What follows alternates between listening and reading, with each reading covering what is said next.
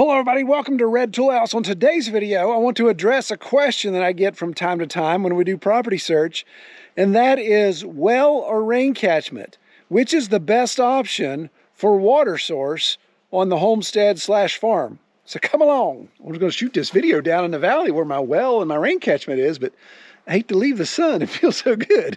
But I do this for you people. Let's go down.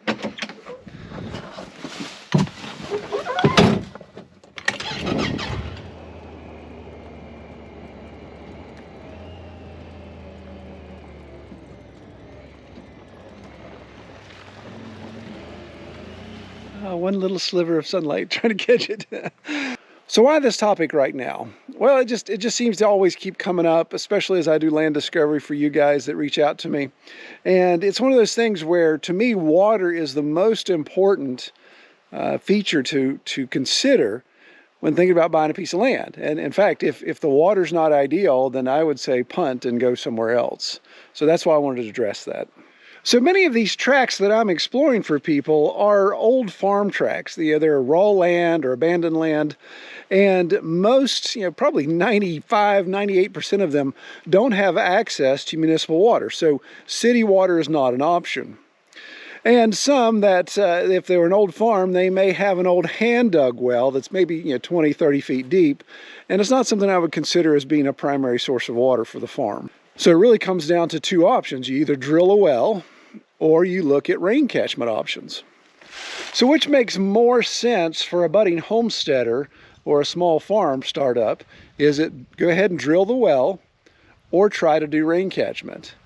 Well, like with anything, there's tons of variables that go into this. So what I thought would be best is let's approach this by topic specific and do the pros and cons of each underneath that, and then get into some closing thoughts. And then, of course, at the end of the video, I even want to give you my recommendations on if you're starting out with some raw land, here's what you ought to do. So I think the first topic to consider is water volume. How much water are you going to need or use on the farm or homestead? Now, if we looked at averages, according to the EPA, the average household with 4 people needs about 300 gallons of water per day. That is their daily consumption. So when you think about a homestead or farm, you may have to adjust that number up because of the demands of agriculture, garden, livestock, all of those type of things. So you may have to ratchet that number up, or you may even have to ratchet that number down simply because of stuff like this. You may have access to surface water on your property, thus reducing the need of water to be either collected or pulled out of the ground. So for the sake of trying to do some apples to apples comparison, let's just go with that number of 300 for your homestead. Let's say you need 300 gallons a day to operate your homestead.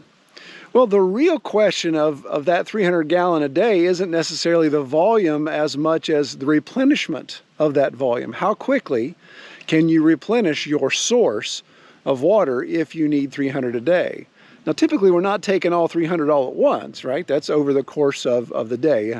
How many toilet flushes, how many showers, how many buckets of water you take to the chickens or the pigs. So when we look at water replenishment, let's look at the well first. And the way a well is measured, a good well replenishes at a certain rate. According to the Well Water Board, the acceptable or the minimum production that a well should do is about 600 gallons over the course of 2 hours. You break that out, that's to about 5 gallons a minute. So a minimum well should produce about 5 gallons a minute over the course of 2 hours. Yeah, flow rate for a well is a very, very big deal, and that's kind of where you make or break your investment when it comes to that. We'll talk about cost here in a second. Well, let's talk about rain catchment. Rain catchment's a totally different animal when it comes to replenishment. Since it's not a water source underground, it's not an aquifer you're tapping into, you're relying on what's going to fall out of the sky. So obviously the big factor that comes into play there is your climate. So if you're in a dry climate where your rain is seasonal, that's a whole lot different than, say, here in West Virginia where it rains every 20 minutes. So in a super dry climate, replenishment may not come as often. So that may require larger surface area to catch the water and larger storage, which we'll get into storage here in a second. If you're in a wetter climate, then you don't necessarily need as large of a catchment area or as large of a storage tank.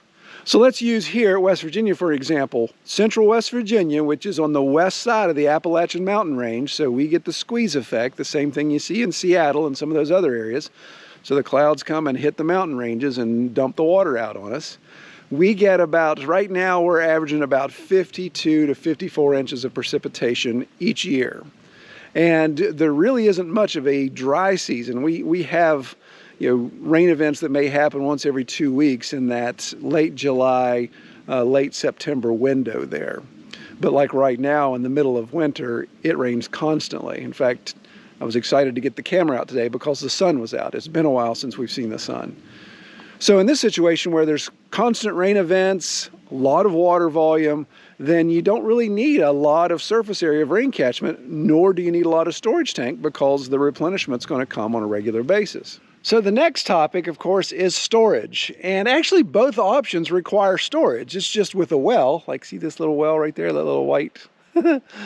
That is a well that was drilled prior to us buying the land. So that well was already there.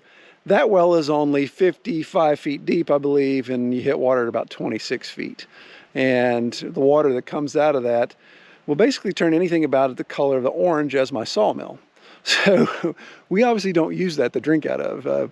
Our well up at the house is something we drilled when we built the house 22 years ago. And we drilled that well 180 feet deep, and we hit water at the 100-foot mark. So we have basically a 100 by 6 inch column of water. So if you do the volume on that, if I did my calculation right, that should be about 146 gallons of water that's hanging out in that well when we're not using the water. So that's the maximum storage. So if you think about it, by the time you factor in the lines and everything, we probably don't have much more than 150 gallons of water available at any given time with a family of 4, including 2 teenage boys that shower forever. Water demand is usually never a problem for us. And I say usually because there's some times that I do run into a situation. One is on chicken processing day where we use a lot of water. So what I do is I'm proactively filling up a big IBC tote, one of the 300-gallon ones. I fill up one of those over the course of several days, maybe even a couple weeks. I'm just slowly filling that up from a garden hose and gravity feed that down when we do chicken processing cleanup, because then I have 300 additional gallons to use on demand. I may tax the well and drain it dry, but it fills back up in just less than an hour. It's back up to capacity. But that is something to consider, is the storage with that well. So for rain catchment, storage options, the sky's the limit there. You can go with poly tanks, anything from like this, 250 to 300 gallon poly tank, all the way up to multiple thousands of gallons in the poly tanks. So it's really, whatever you're able to purchase at that point or whatever you can justify. And if you even think old school, like down in Key West, Florida, where all of their water supply is rain catchment, they have these huge concrete cisterns, and some of those cisterns can be as large as 10,000 gallons, just massive, massive concrete tanks that catch all their water. So you're really wide open for options when it comes to storage options with rain catchment. And some people choose, instead of having singular storage tank for rain catchment, they have multiple. Like here on the farm, for example, I've got one here, then one up at the farrowing barn, and I actually have a little small 55-gallon down there at the brooder. So there's 3 different tanks that are storing water from 3 different catchment areas. And some people choose to do that because A, it's kind of like a backup option, in a sense like you have a reserve gas tank on your motorcycle. So oh, I've got the big tank empty, I've got to hit the reserve, so we've got a conserve type of thing. I have a friend that does that very thing. He has a separate 500-gallon tank that when he's down to that one, he knows it's time to figure something out or go out and do a rain dance. Yes, Matt, I've seen you do a rain dance before. I can't imagine it works too well. Other benefits of having multiple tanks as well is it allows you to access additional range catchment surface areas. So for example here, a barn and the workshop, the farrowing barn, the greenhouse, the main house, the brooder, the sawmill shed soon to be built. There's all kinds of different surface area there, and if I was trying to plumb to one centralized tank, that'd be a lot of plumbing. So it'd just be easier to set separate tanks around those areas. And also imagine accessibility. If I was just relying on a well only for this entire 100-acre farm and I had livestock on the back of the property, then drilling a well back there would require a second well versus maybe there's a small lean-to structure back there that's catching rain and putting that into a tank. So there's a lot of options when it comes to storage with rain catchment. All right, so what about the biggie? The big question is cost. What's it going to cost, or which one's cheaper? And again, both of these options can have tons of money implications behind them. But only one of them is scalable from a small investment, and that's rain catchment. So stick with me on this as I explain this. Rain catchment, you can actually start very small. For example, you could have just a simple barn structure like this, that you've got a single sloped roof that you're catching water off of into a couple 55-gallon drums there. Or like my workshop behind me, like we were just showing, that is a 24 by 32 structure with a, I think it's 4/10 roof, nothing crazy, or 4/12 roof, nothing crazy, and gutter. I'm only catching rain on one side of that. So it's something that simple. Literally, the building was already there. Gutter, simple to put on, and then of course this small 250 or 300-gallon tank, whichever I'm using there, I don't remember. Small investment, and that's something I can scale up on as the needs increase. But there's still costs associated with that. Let's say, as like I said, most of the land I'm looking for you people is raw land, so you don't have a building already in place. So of course the first thing you need is a rain catchment structure. You need something. Now you can factor that expense and say, well, that's going to be part of my rain catchment, but typically a homestead that's going to homestead on a piece of land is going to have a structure of some sort, whether it's a shed, a barn, a cabin, whatever. You're going to have something there. So there's kind of a double dip. It's just one of those things that instead of doing shingles, when I built that place, I wasn't planning on doing rain catchment, so I put shingles on. Don't do that.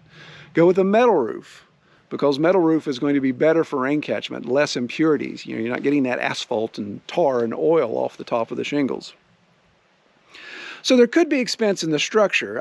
There's one guy channel that I watch from time to time, Homestead, I believe, and he's out in the middle of the desert, so he builds these rain catchment surfaces that are like 3 feet off the ground. They're like, it's like a small lean-to for Shetland ponies or something. So that's an outlay of cash specifically for that reason. But here in the rain-infested Appalachian region, I would say build a structure that you need and can use, and then just rain catch off of it. Of course, other expenses are the gutter, the plumbing, the tanks. Those things can come into play. And when it comes to cost of a tank, estimate about $1 a gallon for a typical poly tank, and that would be an above surface poly tank. When you get into the buried tanks, the ones that are ribbed, that can handle the soil pressure and all that, that price goes a little higher. I think I'm looking at a 500-gallon cistern that's buried. A buried tank, I think it's about $750, so a little bit more than $1 a gallon in that situation. So if you decide to bury that cistern, then of course you've got to have a way to lift that water back up out of there to use it. So there has to be some source of extraction, so pump, hand pump, electric pump, whatever the case is going to be. And with any rain catchment, you're going to have an investment in filtration. You're going to have to do something there to be able to filter that water and remove any impurities or bacterial issues. So what about the cost of a well? Well, that to me is the biggest disadvantage of a well, is the initial outlay of cash to poke a hole in the ground that may not produce the water volume you need, or can totally be bust and be what they call a dry hole, and that gets expensive. When looking at well costs, again, there's a lot of variables that come into play, but the average is $25 to $65 per foot. And usually that includes everything, all the plumbing, the labor, the equipment, blah, blah, blah. 25 to 65, and that's a huge range, right? so I did some digging. I kind of went through my records to see, and I'm pretty certain that 22 years ago, for my 180-foot deep well, and it's got a little sleeve down to 100 feet to keep the funky water, the iron water at the top from infiltrating, the pump and the plumbing and the pressure tank to the house, all of that was right around $28 a foot, I believe. So, of course, that was 22 years ago. But the thing that really gives me cold chills is you hear about these people out west that spend $15,000 punching a hole in the ground. They're going hundreds and hundreds and hundreds of feet to try to get water, and they get something that produces just a trickle or doesn't produce anything at all. So drilling a hole in the ground to get water is definitely a big risk. So what about maintenance requirements? What is needed to maintain a well? Well, I think this is where a well really shines in that situation, because maintenance, if everything's done right, it's really next to non-existent. You really don't have to do anything. Now, I'm going to knock on wood here because as soon as I say this, it'll cause a problem. But 22 years ago, we put our well in. I haven't touched it. I literally have not done a thing. I've not had to pull the well or the pump. I've not had to do anything. I've not had to replace it. I honestly can't remember a single issue that I've had with that in 22 years. So it has really been a set and forget. So rain catchment systems are a different story because there's all kinds of maintenance that has to be done throughout the entire system. In this situation, being surrounded by Appalachian forest, the gutter fills up with leaves. Now, obviously, I could put a leaf guard and all that type of stuff on it, but even that still requires maintenance. You have to get up there and clear them free and do that type of stuff. You can kind of see there's a bit of a fish belly right here in the gutter. That's because they piled up with leaves too much, got a lot of rain, and then, the gutters, all that stuff has to be maintained. Any above ground tanks, if they're not painted black or wrapped, then you're going to have algae buildup issues. So you're going to have to combat that. You're always going to be dealing with sediment, whether it's in your gutter, your pipes, or in your actual tank. Even buried tanks, of course, sometimes can have algae issues and sediment issues because of the water that's flowing into it. So with filtration, of course, you're going to have to change filters, clean filters, do all that kind of stuff. So there's going to be a regular regimented process of maintaining your rain catchment system. So here's some other considerations that I would kind of call like a potpourri of things to consider. First and foremost, if you're thinking about rain catchment, check to make sure it's not illegal in your area. I completely find that absurd, but I know out west that's a big issue. And you could actually be breaking the law by catching rain. So check that out first. Even if you decide to poke a hole in the ground and drill a well, guess what? You're going to need the approval of the government. And usually that falls around your county municipality, probably a permit to pull there. So other, some small fees and things, they got to get their cut.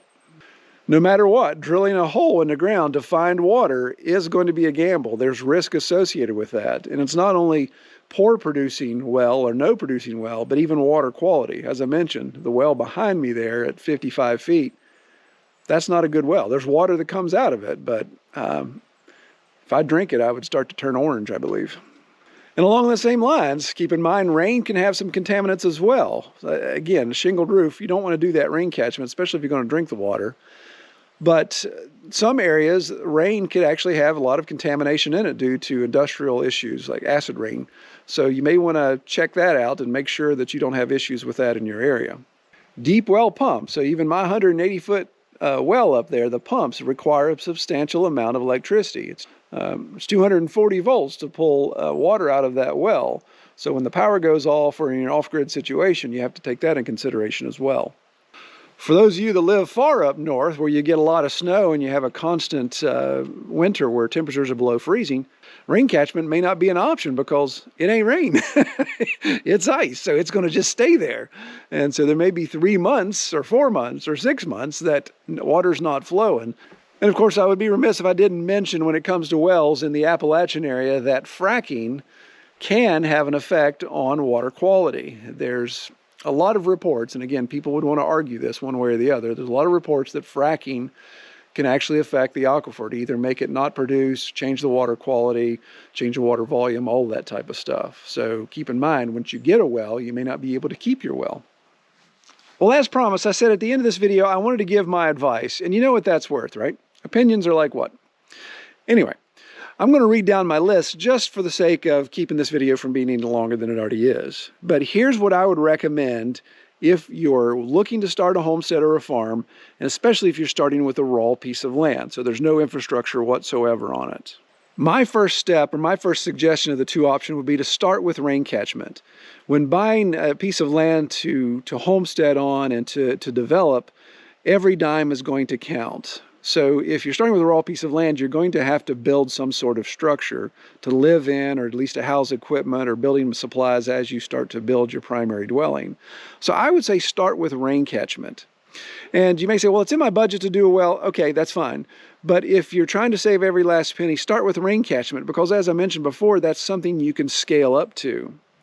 And you're going to have to build a structure anyway. So if you're building, even if it's a single sloped roof shed, kind of like what we did up at our camp where we built our deck with a roof over it so we could catch the rain, then it gave us a cheap option to multitask. So we had a shelter that we could camp under, but then it was also providing us water collection.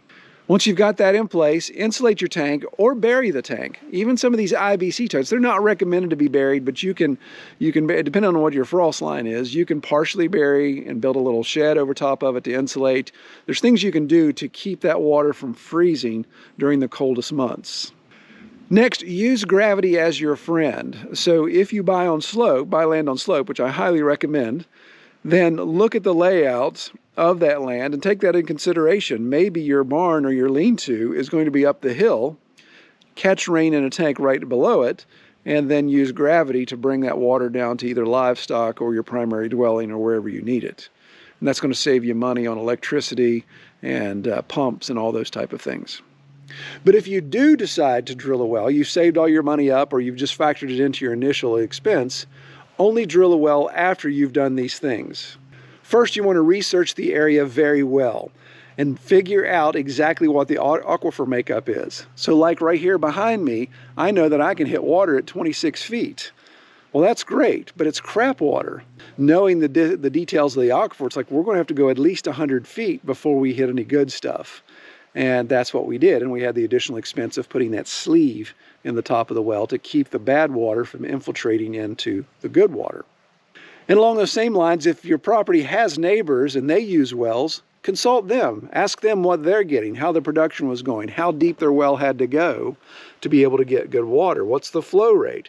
Ask them those questions if they're willing to share that information with you. Do your homework on finding a reputable driller. Man, there's a lot of fly-by-night guys out there that have an old rusty rig and they're going to poke a hole in the ground and do whatever you ask them to do.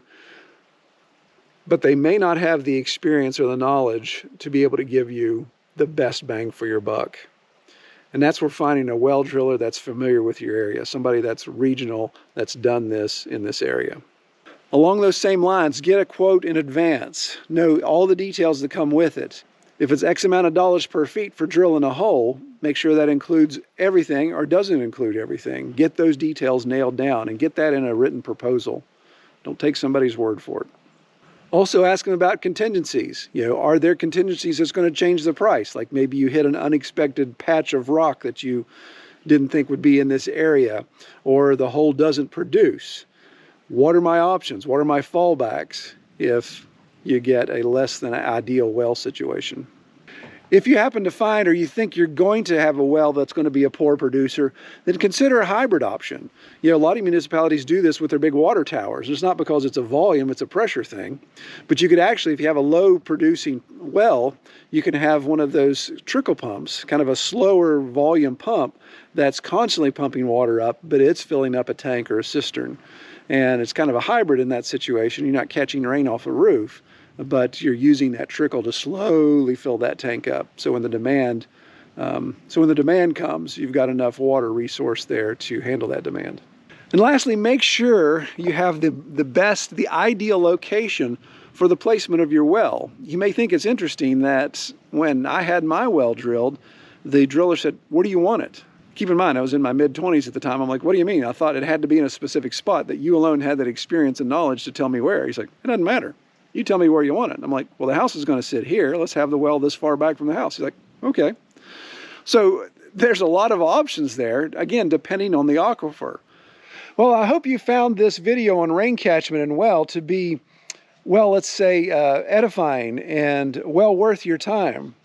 And, or maybe you consider me a wellspring of knowledge. All right, I'll stop there. I don't want to keep losing subscribers. Appreciate everybody watching. You all take care.